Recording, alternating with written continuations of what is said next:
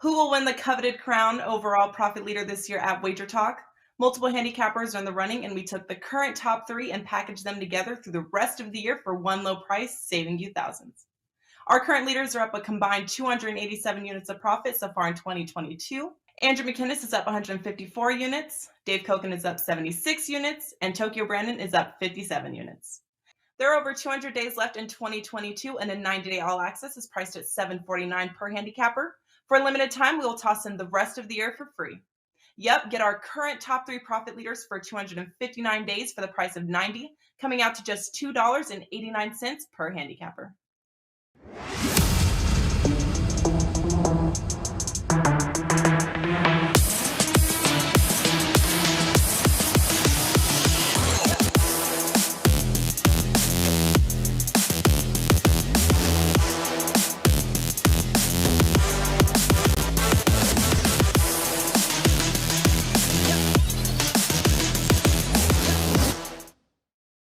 Boom! Welcome in, and a very happy Friday to you now. The 22nd of April, if you can believe it. We've made it this far, and we got first round action getting good here in the association. The NBA playoffs kind of delivering here. Great games last night.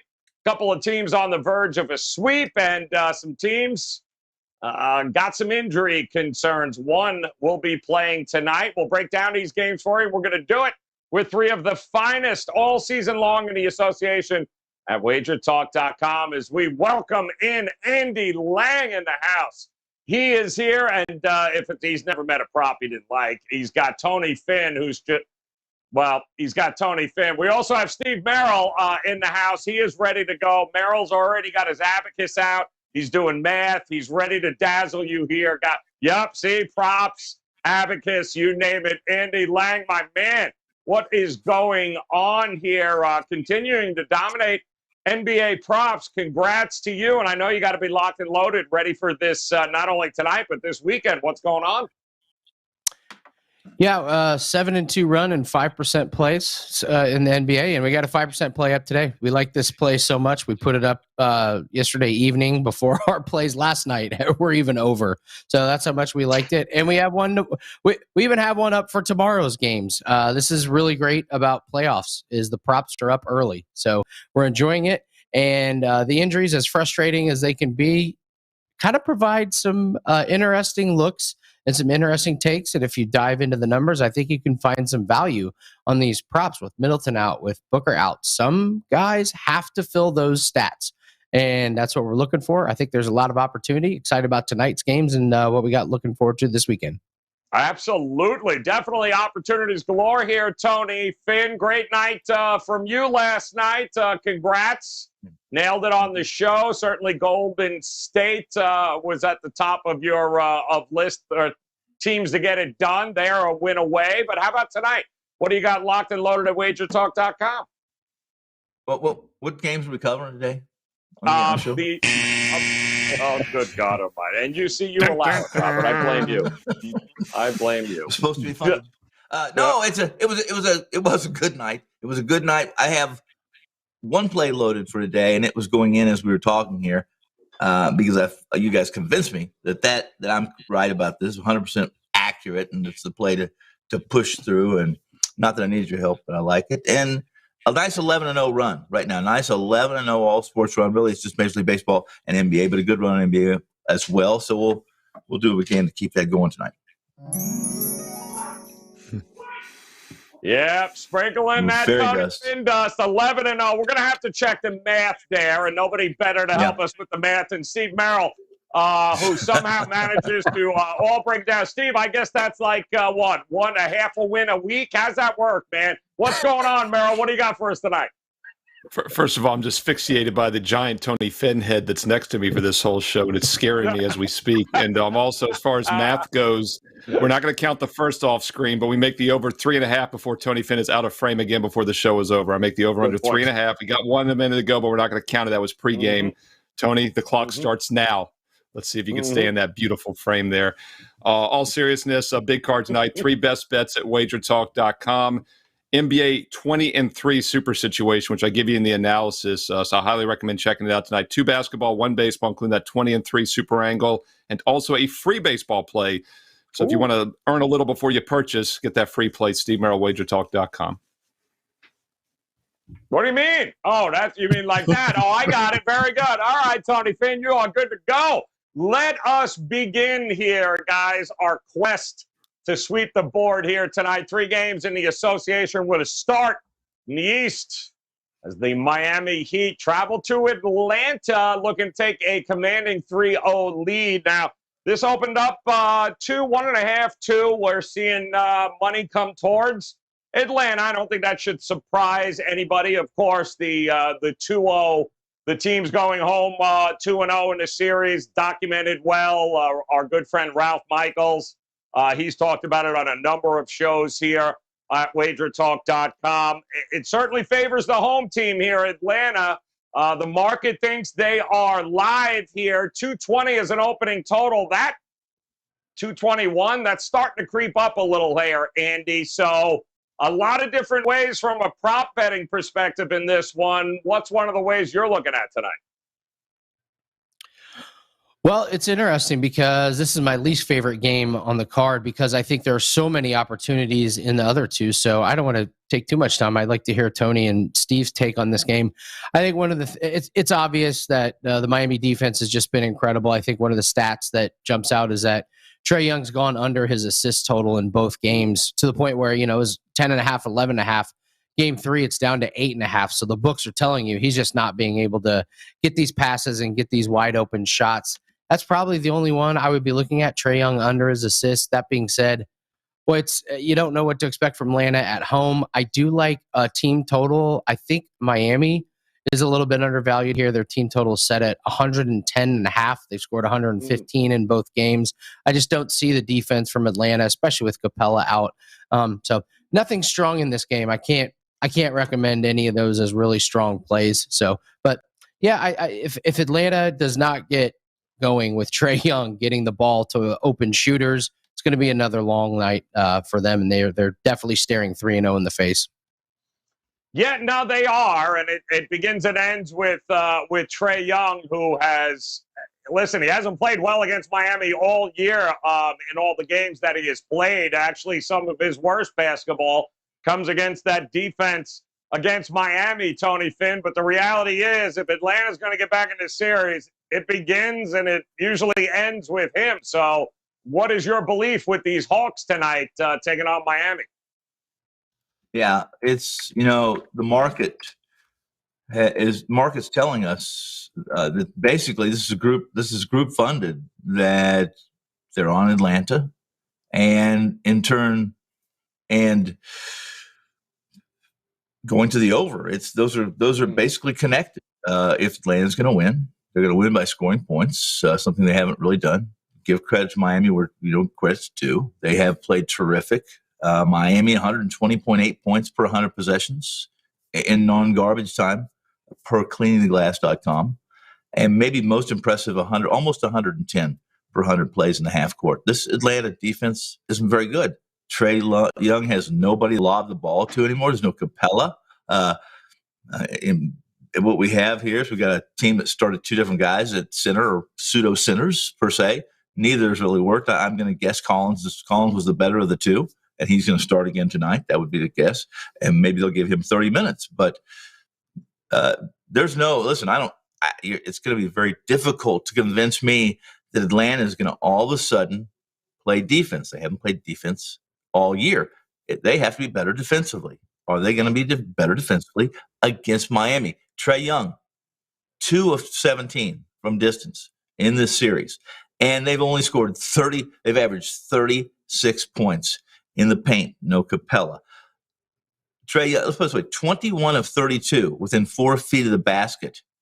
That's all that Trae Young has done in this series. That's unlike him. The 36 points in the paint, unlike Atlanta. It's hard not to like Miami here. All right, leaning towards Miami in this one here. But, Merrill, if you're holding a ticket, Miami in 5, you got to believe Atlanta's going to get 1 at home because they certainly aren't going to do it away.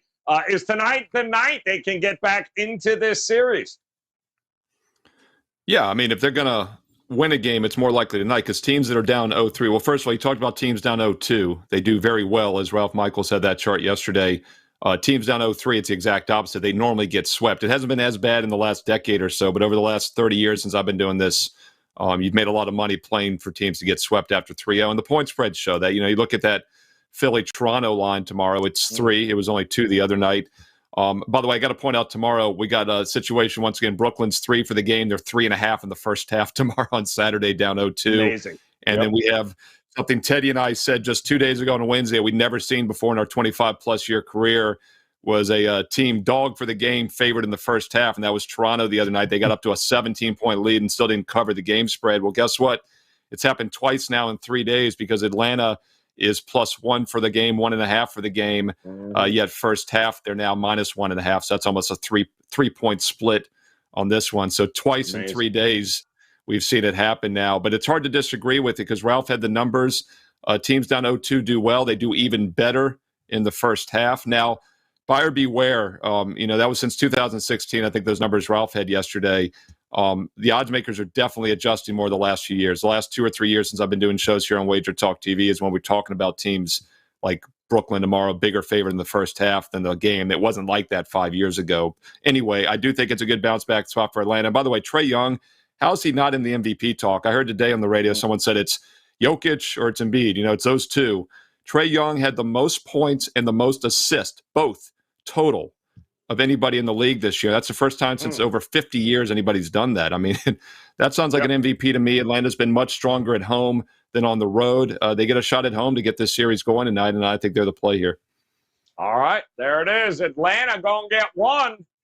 Tonight is the night if they're going to get it done there, guys. There is some sort of correlation between Trae Young and the Atlanta winning the game and the total going over what we're seeing right now. All right, game number 2 tonight is going to be game number 3 for the Milwaukee Bucks, minus or sans Chris Middleton now taking on the Chicago Bulls, who all of a sudden have found some life getting it done there in that last game. And man, Milwaukee lost a little bit more than just the game, but a 1.5 number as an open.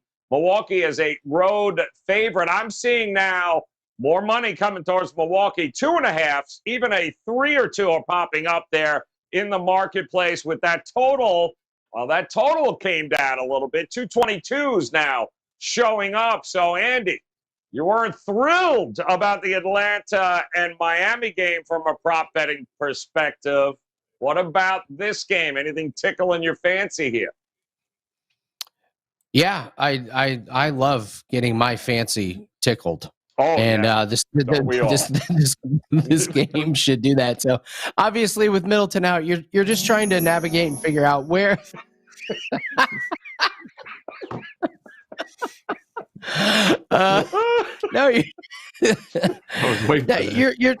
you're trying to figure out where the Middleton stats go to. And so we first you want to start off basic. Who's starting? So you got Holiday, Grayson Allen, Wes Matthews, Giannis, and Lopez. And, Wes Matthews is probably good for his 11 to 15 points. Grayson Allen moves in the starting lineup. But you just look at the points totals from last game and the bench. I think, what did they have? 8 points contributed, and one of them is Allen, who's now starting. So those Middleton stats are probably going to these starters. So you got to look at an increase on Drew Holiday. I think now he is the main ball handler. I mean, he was the main guy, but now without Middleton, he's pretty much all they've got. So I think his assist number you could look at. He's got to facilitate the offense, and he has to get things going. And on the flip side with the Bulls, there's a lot of opportunities here. The Vucevic rebounds number is 11.5. He's had 13 and 17. And you know what? He's working really hard this series, but he's their only guy inside. And by hook or by crook, he's just going to get there just by sheer opportunity as long as he avoids foul trouble. And I think he does because he's too important to their offense. He's got to be out there. So I think he gets there. And I'm not taking an under on DeMar DeRozan anytime soon. His quote after game one, he went 6 for 25 from the field, and he said, "I will guarantee that doesn't happen again." He comes out and goes for over 40. So, you're looking at DeMar DeRozan over 29.5 points. My sneakiest one is Alex Caruso, though, over 1.5 steals. He's had 2 steals in both games, and now you lose Middleton, who's their second best ball handler. So now it's all on Holiday, and if he's not in there, he's going to have to take a break at some point. You could have some errant passes, and this is just a tailor-made game and series for Caruso. He's been really good disrupting plays. We saw him excel in game 2. I think that's a sneaky one at a really, really good price. Caruso over 1.5 steals. Oh, I like the angle there. They are, without a doubt, as little defense as they play Chicago. They play more of it with Caruso in the lineup, Tony Finn. But what do you think here? This has been anything but easy for Milwaukee in a series that a lot of people are holding in 4 or 5 at best. Oh, it's going to be hell, the in 4 and in 5 prices were exactly the same for this series with Milwaukee. But both of those, certainly the 5 is now in jeopardy here. Are you a believer that Milwaukee can bounce back on the road here as a 2.5-point favorite? I do. I think so. I think this is a buy low opportunity. Personally, I'm not a huge fan. I haven't been a tremendous believer in Coach Bud, Mike Budenholzer. I haven't. In fact, I thought Game 2 was pretty. It was indicative, and it was so expected from me, at least, is that he made very few in-game adjustments. That the pick and roll that DeRozan and Vukovic ran over and over and over and over again, and he continues to play this drop coverage, and worse is that he stuck the Greek at center in some of this drop coverage, which is contrary to what the Greek strengths are, et cetera, et cetera. Milwaukee has abused Vukovic at the rim, 34 of 45, 75%, and they can almost score at will in transition if they choose to pick up the pace and run. They've added 2.5 points per 100 possessions, averaging 1.3 per play. This is how they're 0-2 against the spread is probably a lot to do with Coach Bud. I think he'll make the adjustments. I read some quotes, and you're going to probably see Milwaukee run more tonight. You're not going to see him do drop coverage, and they're probably going to do everything they can, obviously, to have DeRozan take something longer than 15-foot jumpers, because if you're going to give DeRozan 15-foot, 18-foot jumpers all afternoon, it's going to be tough to win, yet alone cover. But I like Milwaukee, and I like them to bounce back. Chicago's been great at home, guys. Been great at home. They're one of the best ATS against the number records at home. However, this team's horrible defensively. If you look at some of the sets, some of the same metrics of Milwaukee on the road against metrics like Chicago has, they're 4-0, 1-0 in the last 2 weeks and outscoring by 10 points. Give me the Bucks minus the points. Took him a while to get there, Merrill, but he eventually got there. It was the Bucks at the end of the day. But let me ask you here. It certainly feels like the Chicago defense we've got in these first 2 games, which has forced, Milwaukee into 36 turnovers in 2 games, kind of feels like maybe the Bucks getting back to a little bit of defense. Good or bad here for the Milwaukee Bucks in this series? That defense was so intense that it made Milwaukee miss 11 free throws, and they shot 64.5%. So you look at that game the other night, Joe, it really comes down to that. Chicago wins by 4. They're 14 for 15 from the line. The Bucks are 20 for 31.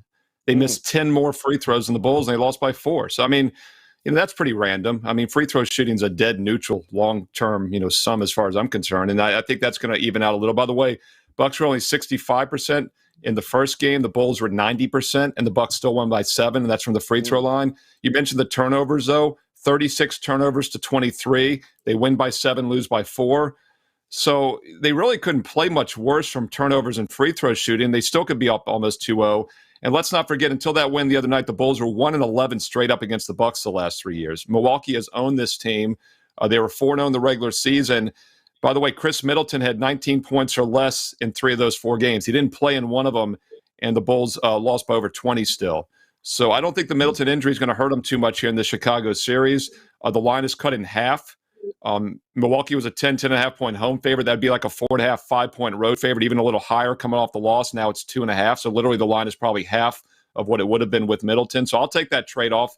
I'll take the line value now with the Bucks in a straight-up win situation. And I was curious to see what Andy thought about DeRozan. I don't do a lot with NBA props like he does, but after that terrible showing and then a monster showing, you're wondering if he'd regress a little bit. But I agree, 29.5 is not enough to get me looking at the under. He averages about 28 on the season. And one thing that was interesting about his 41-point performance the other night, though, he had no threes. He was 0 for 2 from three-point range. He got all 41 points from down low free throw line. So they really did not have an answer for him. But otherwise, I like the Bucks in this game.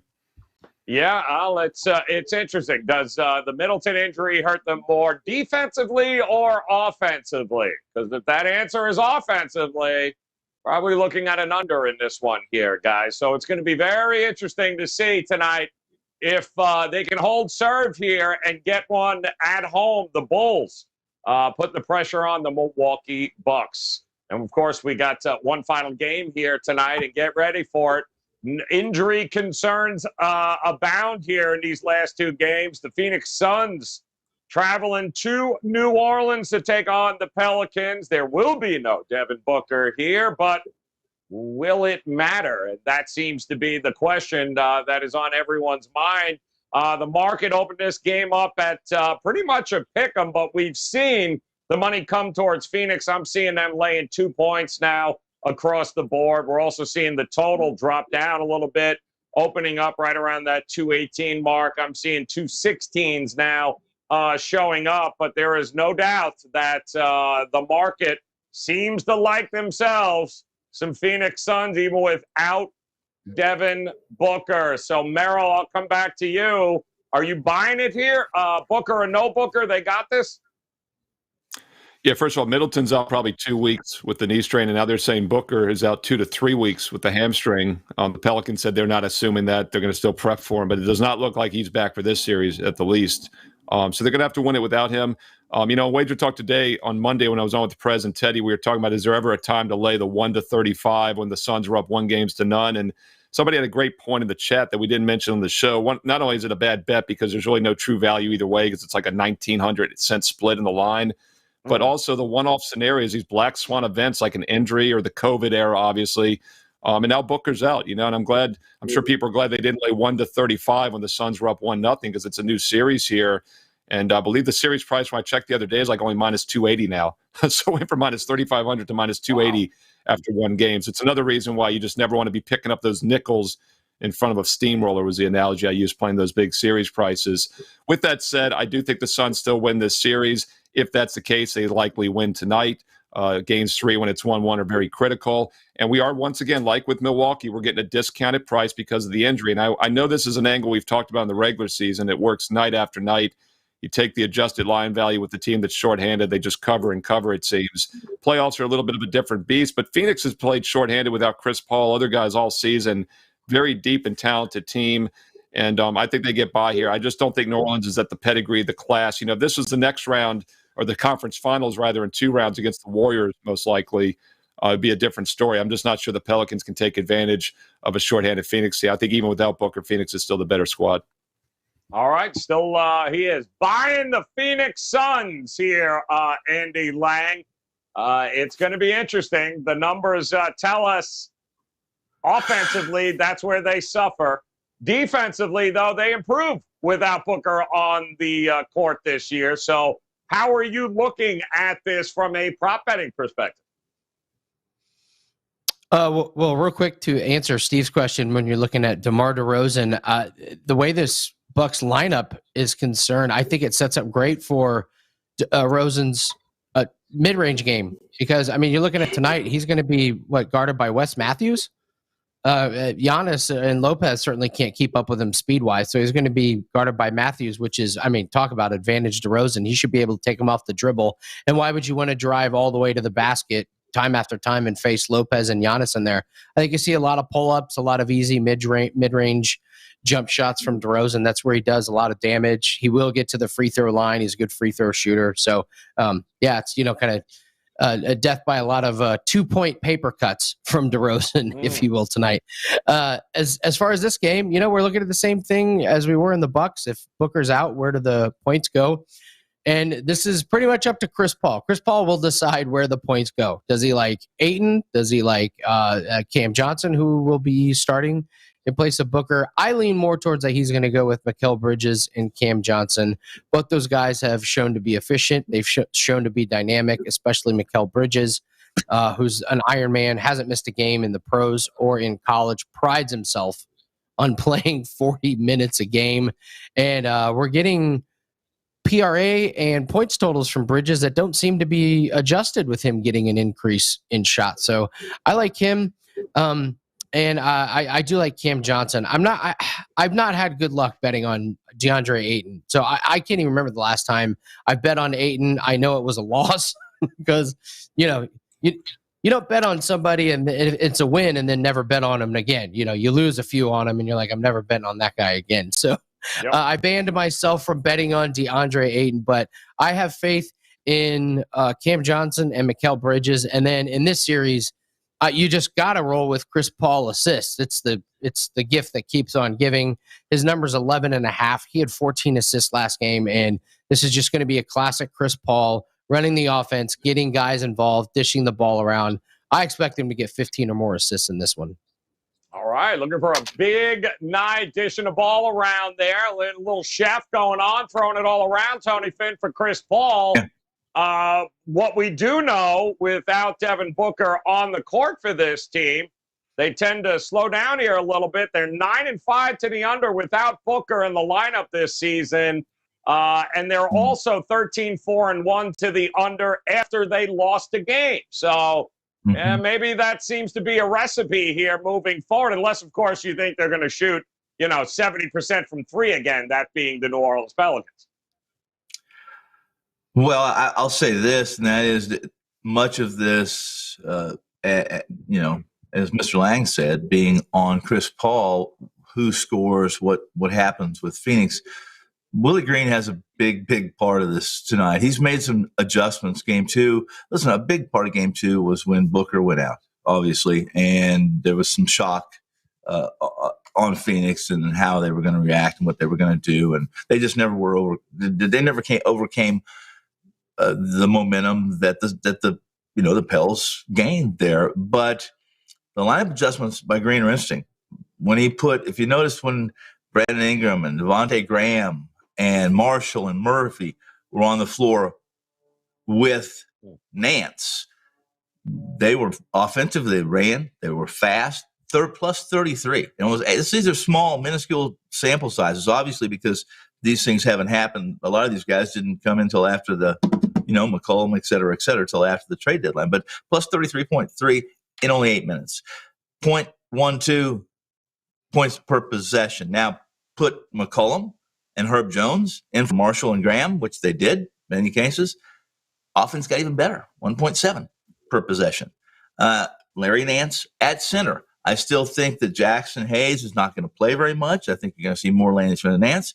And when you have two guys, basically the rotations are going to have without Booker is going to be Shamet, and it's going to be and Crowder is going to be the one that's really is the one that's in or out, and it'll be Shamet, Bridges, and you'll see obviously Chris Paul with McGee or Ayton in those combinations. But those guys combined are between plus 25 and plus 40 net, much better offensively, a little worse defensively. So if I'm gonna lean somewhere tonight, I think there's value. I think it's a buy low on Suns, but I also like the over.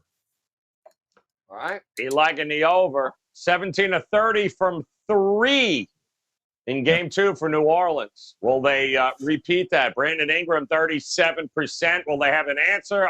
37 points, rather. Will they be able to control him? Some questions to answer here for this Phoenix Suns team who, well, it appears the betting market is buying here tonight, too, as they are now 2-point favorites here after opening up at a pick'em price. So 3 games tonight, some interesting series. The question is, which one of these games do these guys have a best bet from? So, Andy, start us off here. 60 seconds on the clock. Throw it up there, man. Which game you going with here tonight? Going with the primo chalk of the Bucks. And Bucks and Bulls. I'm going to take the most obvious big name guy on the board with the most squarest play, and yet I still love it enough. I think it gets there. We got a 5% play that's up on WagerTalk.com right now. 7-2 in the last 5% plays, the last 9 5% plays. I'm going Giannis over 34.5 points. Not really sure how Chicago is going to defend the inside against Giannis and Lopez. That was by far their biggest advantage after Middleton went out. I think Milwaukee is going to punish them inside. I think they're going to try and get DeRozan and Vucevic in foul trouble. They're going to at least try and body them up and drive to the basket. I see a lot of free throw attempts for these guys. And Giannis only had 33 points last game, but he was not great from the free throw line, and I believe he was 0 for 2 from threes. I expect to tick up, especially with Middleton out. Give me Giannis. Oh, chalky. That was chalky as ass. I'm not going to lie, man. That was a little chalky. All right, Tony Finn, talk to us. Yeah. If anybody knows chalk, you do. So come on, man. Where are you going here tonight? Best bet. 60 seconds. Go. In search of primo chalk, though. That's what I'm in search of. We're gonna go to Atlanta. I was pretty adamant, pretty passionate during our little segment discussing the Miami at Atlanta game, but the absence of Clint Capella is too much for Atlanta to overcome. Much of what Trae Young has been a capable center to lob to be some kind of diversion, something to take the big out of the paint when Trae is in the paint. And it hasn't been the case. Miami's smart. This is a smart, good defensive team. And even if at 120 points per 100 possessions tonight, Atlanta's got to play a little faster. They've got to play a little smarter, and they got to score more. Give me over 110.5 points on a Miami team total, as I think was Mr. Lang talked about when he mentioned it. I had to put it up. 110, over 110. Oh, that sounds great. I especially like the explanation with the whole Phantom of the Opera face thing going. All right, here we go, Steve Merrill. Talk to us here. What do you got going on? 60 seconds. Best bet here. Hit it. Woo! Love it. We're going to get to a free NBA play here for Friday night in the playoffs, a free NBA game in just a moment. Quick reminder, I do have 2 strong best bets in the NBA playoffs tonight for my private clients. Also an MLB steamroller blowout, 3-for-1 special Friday night, Steve Merrill, WagerTalk.com. And if that's not good enough, also a bonus additional baseball game, a game that was just a bit outside, posted for free on my page at WagerTalk.com. Let's get to that free NBA play on Friday night. Going to look at the Milwaukee Bucks -2.5. This line is cut in half because Chris Middleton is out. He's an important player, but they're going to still be a good team without him. In fact, they played the Bulls 4 times this year. He had 19 or less in 3 of those 4 games. They still won all 4 in the regular season. In one of the games, he had no points because he didn't play, and they won by 28 a month ago. Milwaukee is now 5-1 straight up ATS at Chicago the last 3 seasons, and they're coming off a loss, extra focus spot, discounted price. Bucks win tonight without Middleton. They cover the -2.5. Some sharp books have -3, so shop around. Milwaukee Bucks get it done on Friday. Kind of like it. There you go. A little buy low opportunity sounds like here on these Milwaukee Bucks. So let's recap it for everyone. And we'll do it with our favorite recap music here. No John Ryan angle of the day. We wouldn't understand it even if we did get it. So instead, we're just going to talk about the best bets here, including Andy Lang, who says, take Giannis, go over to 34.5 points. It's happening here, people. Tony Finn, he likes the Heat and their team total to go over 110.5. Likes some scoring here tonight, while Steve Merrill says, don't be fooled by the whole Middleton absence. Bucks are going to cover this, win the game, lay the 2.5 against the Chicago Bulls. And like Merrill told you guys, don't forget over at WagerTalk.com. Best bets are up, locked and loaded for all of these gentlemen. Merrill, MLB as well as NBA ready to go, not only tonight, but of course all weekend long. Tony Finn, an 11-0 run here, people. He is crushing it.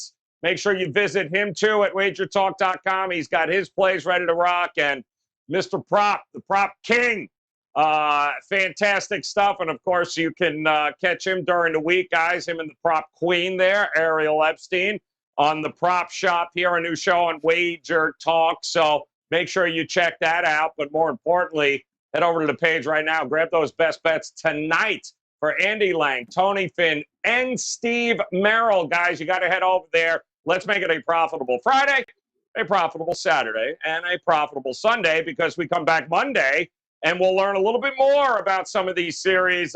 Is it over? Are they continuing? Is there any dog left in some of these teams? We'll put it together on Monday, guys. But in the meantime, on behalf of Andy Lang, Tony Finn, and his primo, and Steve Merrill, guys, best of luck with your plays tonight, this weekend. Thanks for hanging us. We'll talk to you again on Monday. Good luck.